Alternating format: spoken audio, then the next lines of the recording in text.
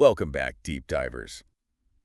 You know we love a good deep dive, and today is no exception. Absolutely. We're diving into deep learning. We've got some really interesting excerpts here from the deep learning book by Goodfellow, Bengio, and Courville. Oh, a great book. It seems like you're ready to explore neural networks and algorithms and the quest to build machines that can, really learn.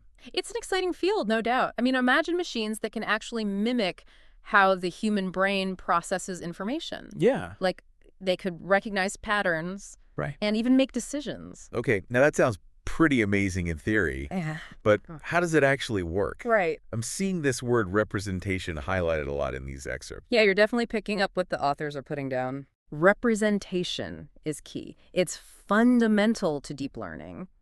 It's all about how do we represent information in a way that makes it easy for a computer to digest. Okay, Think of it like this. okay, Arabic numerals versus Roman numerals. okay, They both represent numbers, right. but which one is easier to do math with? Arabic numerals, for sure. Exactly. Way easier. Way easier. And that's what deep learning is all about. Okay. These models learn the best representations from the data. So we don't have to handcraft them. They learn them themselves. So they're figuring out the best way to understand the information, basically. Exactly. That's incredible. It is. But I'm looking ahead and I'm also seeing words like matrices and eigenvectors. Should I be scared? No. We're not going to go full-on math class on you, I promise. Okay, good. But the book does a good job at highlighting just how elegant matrices are. Okay. They're not just grids of numbers, Right. They are really powerful tools for capturing complex relationships in the data.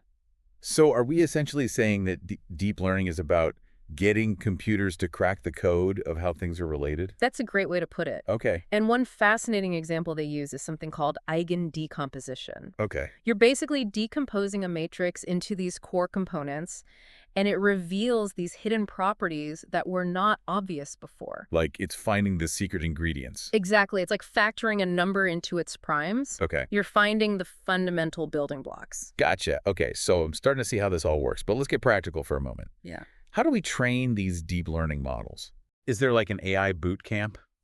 Not quite a boot camp, but there are algorithms for that. Right. And the book delves into techniques like stochastic gradient descent, which sounds very intimidating. It's like a little. It's actually very intuitive. Okay. Picture a hiker, blindfolded, trying to find their way down a mountain. Okay.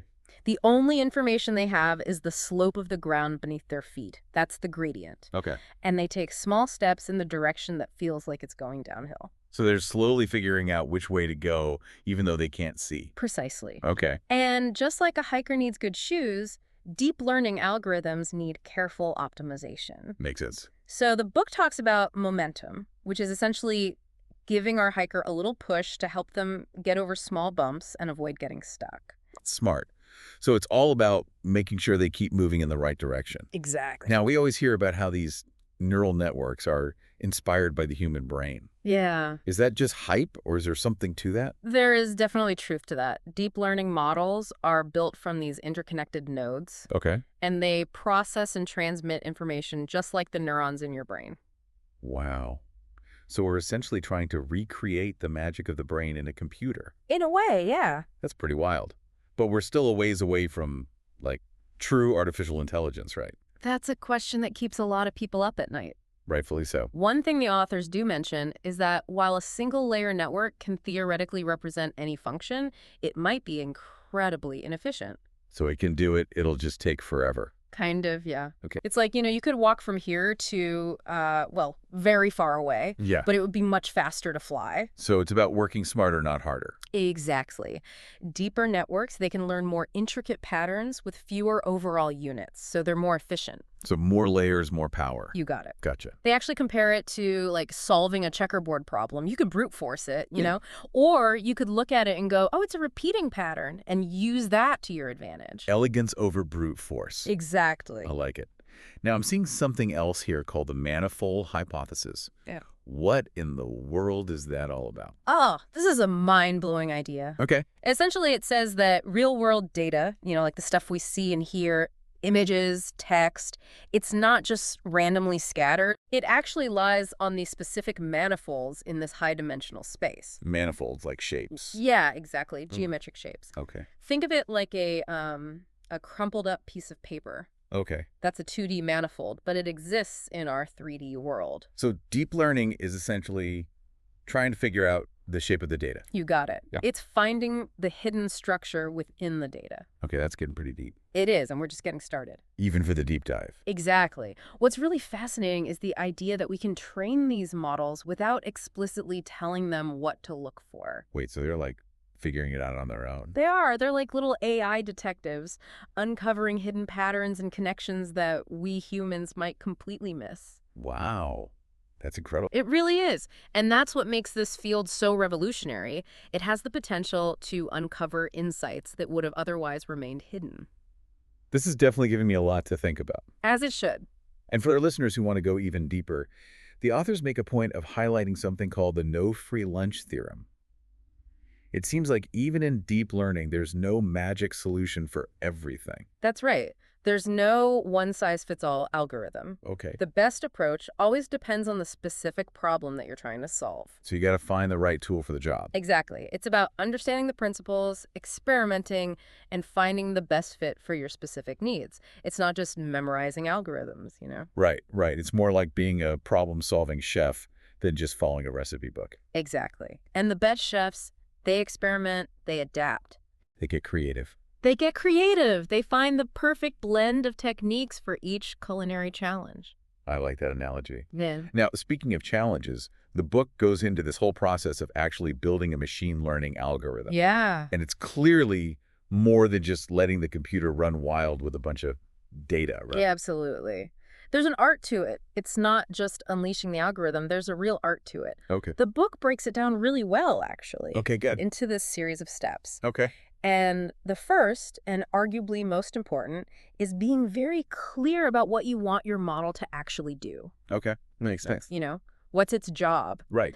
Are you trying to, say, predict a continuous value? Okay. Like, oh, I don't know, the price of a vintage comic book. Or are you trying to classify data into different categories? Right. Like identifying, I don't know, different species of birds from their songs.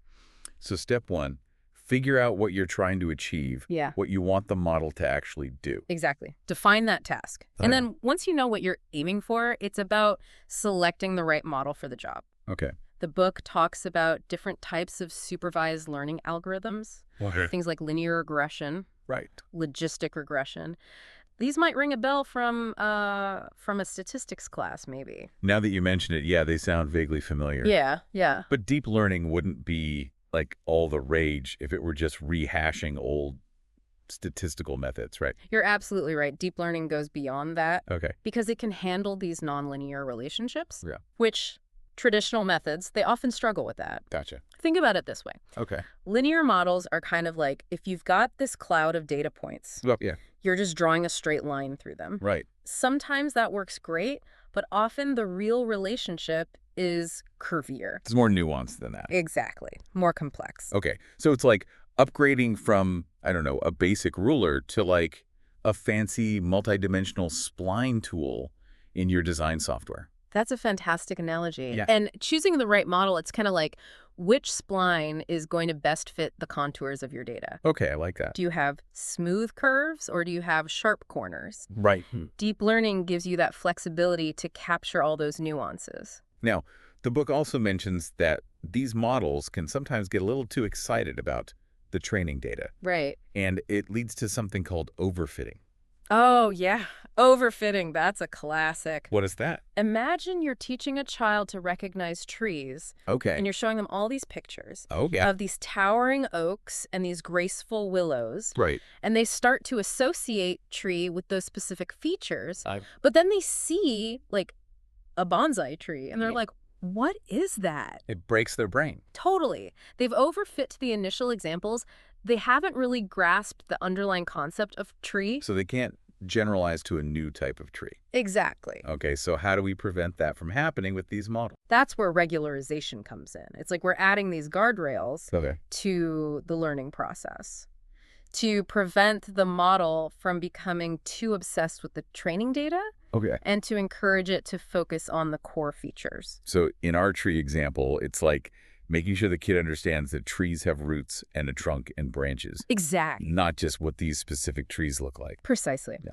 The book delves into a bunch of different regularization techniques. Okay. Like you can add these penalty terms that essentially discourage complexity. Okay. You can even inject a bit of noise into the data Interesting. to make the model more robust. So it's not thrown off by like a little bit of variation. Exactly. You want it to be able to handle real-world data, which is always messy. Always messy. Now, what about the flip side? Yeah. What if the model is too simple Yes. and it can't really capture the patterns in the data? That, my friend, is underfitting. Underfitting. It's like trying to cram all your belongings into a tiny little suitcase. It's just not going to work. Right. There's not enough room. Exactly. The model just doesn't have the capacity to handle the complexity of the data. And that leads to, I'm assuming, poor performance. Oh, absolutely. On, like, new data. Both on the training data and new data. Yeah, it just doesn't have the tools to do the job. Exactly. It's like, trying to paint a masterpiece with only a few primary colors. Right.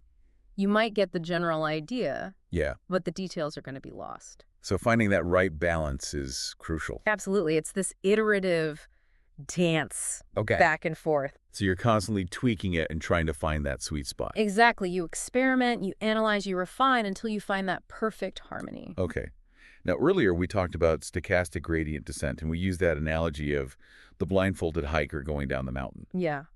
But the book also mentions other algorithms, like momentum, and these things called, like, adaptive learning rate methods, Yes. like RMS prop and ADAM. Exactly. It seems like there's a whole toolkit for training these models. There is. And it's like equipping our hiker with the best gear for their journey. Okay. So momentum, that's like giving them a little push, right? Right. To get over those small obstacles.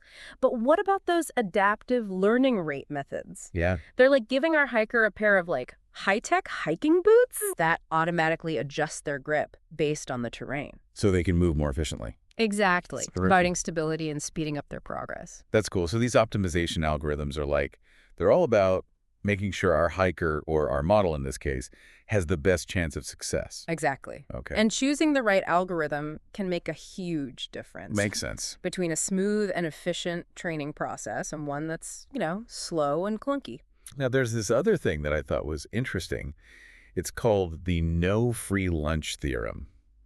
Oh, yes. A classic. It sounds very philosophical. It does. It's profound, really. Yeah. What it's telling us is that there's no single optimization algorithm that reigns supreme across the board. Okay, so there's no, magic solution for every problem. Exactly. Each algorithm has its strengths. And its weaknesses, its own set of trade-offs, right? Right.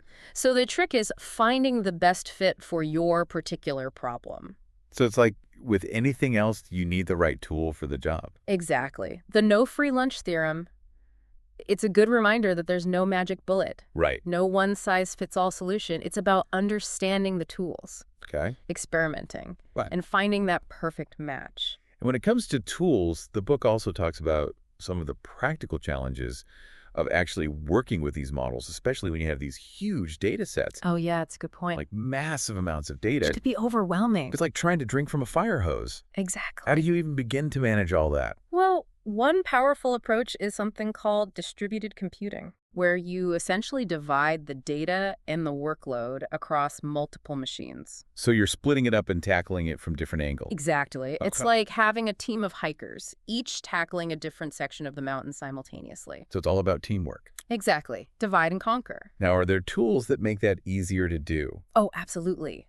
That's where these frameworks like TensorFlow and PyTorch come into play. Okay. They provide the infrastructure and the tools to make distributed computing much more manageable. So it's like having a good set of maps and a reliable compass when you're navigating that mountain. Exactly. They make your life a lot easier.